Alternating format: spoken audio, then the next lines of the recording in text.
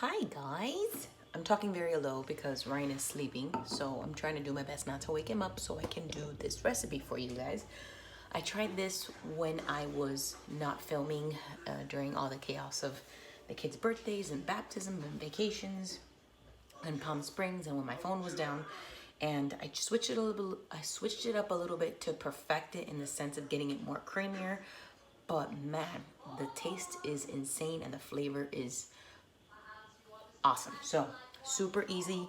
You get pork chops. I use the boneless. They're about 1 inch thick. These actually come in a pack at Costco. There's 12 of them and they come this thick, and I just slice them down the middle. So about 1 inch thick, because usually they're two inches thick. So I have 6 right here on my plate, on my cutting board. I'm gonna use just salt and pepper to basically spice them up. Just salt and pepper, just back and front. We're gonna get started. I'm just gonna go ahead and powder these down with some salt and pepper, and I'll get back to you guys. All right, so I can talk loud now because the mister only slept for 30 minutes. Lately, his naps are shitty, to be frank, but we do what we can, and he's crawling like a mother, and he's standing up and walking along everything that has a surface to hold on to, so things have been a little bit crazier here, but he does whatever his sister does. So as long as Haley listens to me and does what she's told, he'll go and follow her to whatever. So thank God for Haley. All right, so we are going to put our Instant Pot on saute mode, and once it says hot, we're gonna add some olive oil.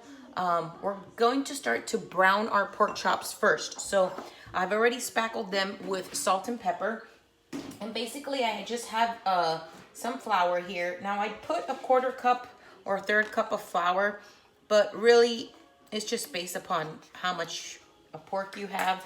If you do need to serve this for more people, you can double up the recipe and have 6 chops instead of 12 chops instead of 6. I do recommend doing that in 2 batches because I haven't tried all the chops at the same time.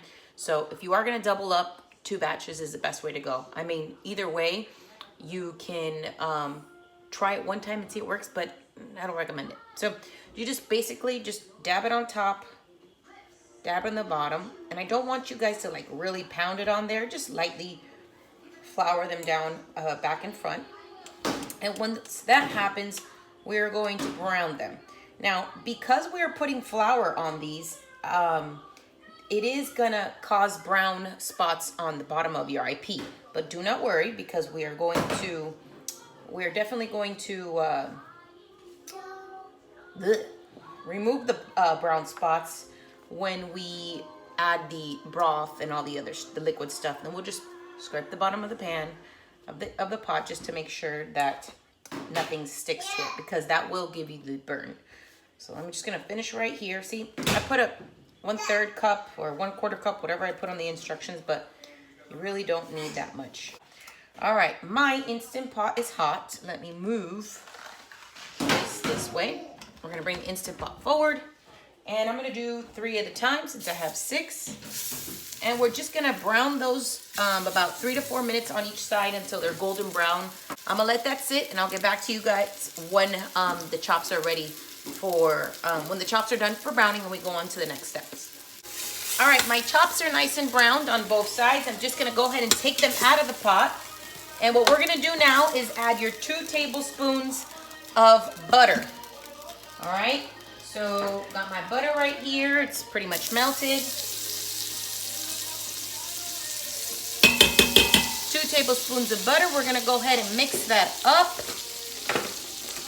Got a handy little mix. Now's the time where you're gonna start to deglaze your pot. Eventually, when we add more liquid with the chicken stock, it'll be easier. Right now, I'm just melting the butter. We're also gonna add our tablespoon of minced garlic and go ahead and cook that up until it's fragrant.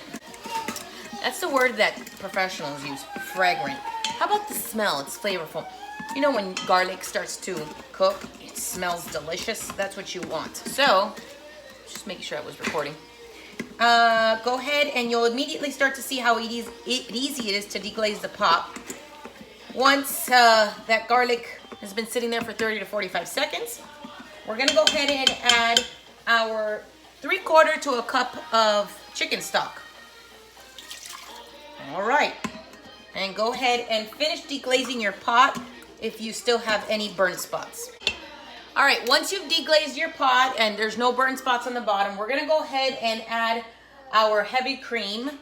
I'm doing a 1/4 cup of heavy cream. And we're gonna go ahead and mix that and keep it on saute, guys.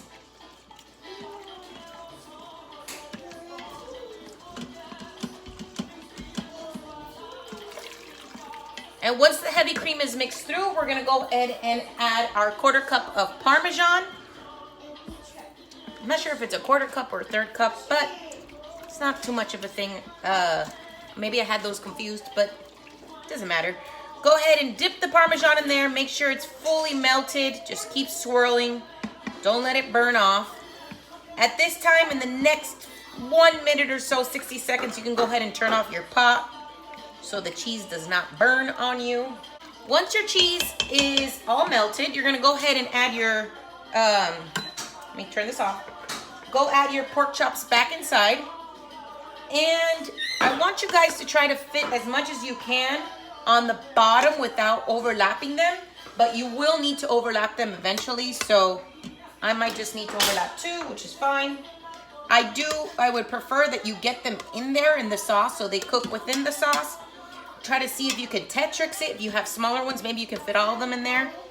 Either way, they will cook. I'm gonna overlap some of them. I'm just flipping them over so they're coated in the cream sauce.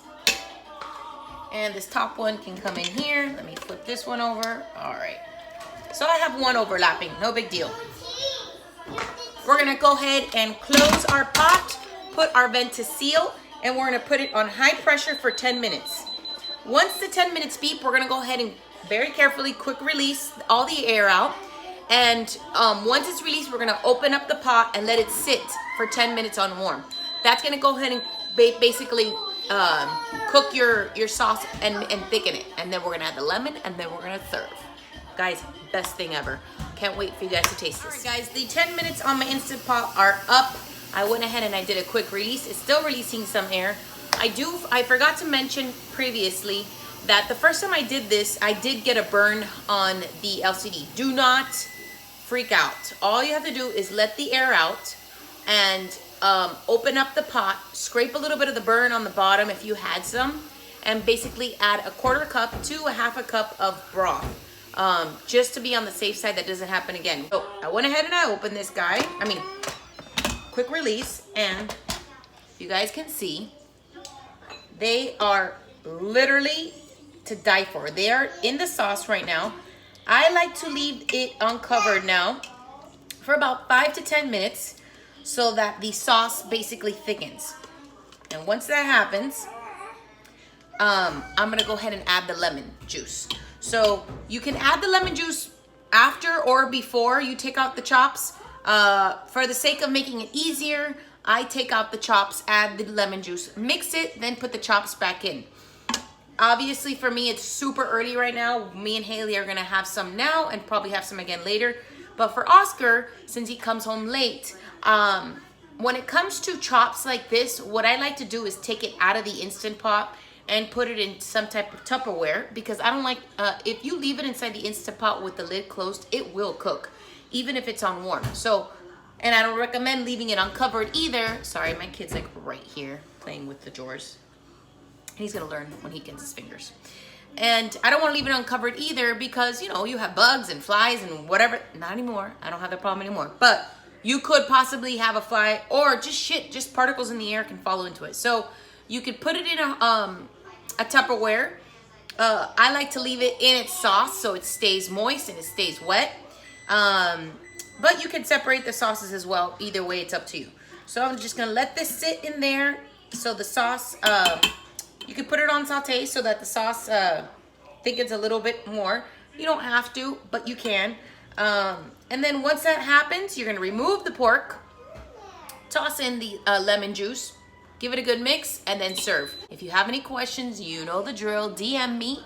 And if you do try out the recipe, let me know how it is. Snap a picture, tag me. Okay, I would love to see your creation. All right, guys, enjoy it.